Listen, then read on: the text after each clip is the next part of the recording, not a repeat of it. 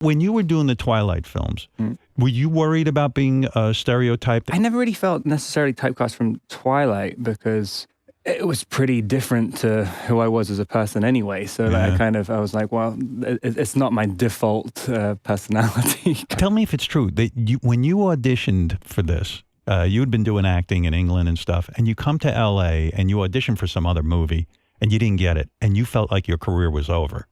Like at 21, because Hollywood can just eat your ass up. Those auditions are brutal, right? So I don't know, you audition for some film, you don't get it, and then you tell your agent, Jesus Christ, I don't think I can go on with this. I'm no good. I call up my parents afterwards. But also, I was just no good at auditioning ever, because I can't cry on cue, which just basically seems to be like, that is the way to get things through an audition. I'm amazed by actors who can do that. It's incredible. I know. The trick is, what kind of a trick? If you can teach yourself to gag subtly, like, how do you do that? I mean, I used to try and do things like just trying to like figure out some way to stick my thumb down my throat and make it look like it was part of the performance. But then after a while, you realize how to kind of like get that sort of glottal reflex, and you can kind of gag just by standing there. And eventually, you start crying. So then the agent says to you, "Hey, why don't you go in on this movie? You know, they're filming some movie called Twilight and vampires and stuff." And I guess they had already cast Kristen Stewart as the lead actress. She had said that you walked in.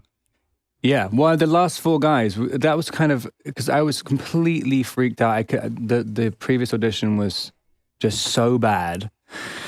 And my agents were like, go around to Catherine Hardwicke's house. She'll probably just want you to smoke weed or something. She lives on the beach in Venice. And I was like, oh, okay, fine. Yeah. And you go around, and the end of the audition, Catherine's like, okay, so we're going to need you to see you with your shirt off. And I was like, I mean, if that's what it is, then I'm like, I can't. I should just give up right now, because like, well, you don't look, you're in good shape now. No, I mean, just before the Twilight audition, I'd just done this movie where I played young Salvador Dali, and I'd had my entire body waxed because Salvador Dali had no body hair. But it's like that works if you like work out, but if you're like a pudgy gray person, like and then you didn't look ripped.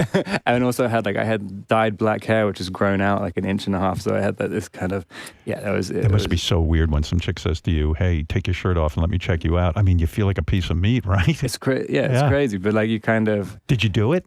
I didn't. I mean, I got through almost the entire series of Twilight, where like in the books, like it's like, oh, you have to have your shirt off the whole time, and managed to just really not take it off. How do you tell the director, I'm not going to do that? Oh, because I took it off and she told me to put it back on again. Oh, really? She was like, we don't want any more of that. Buttons.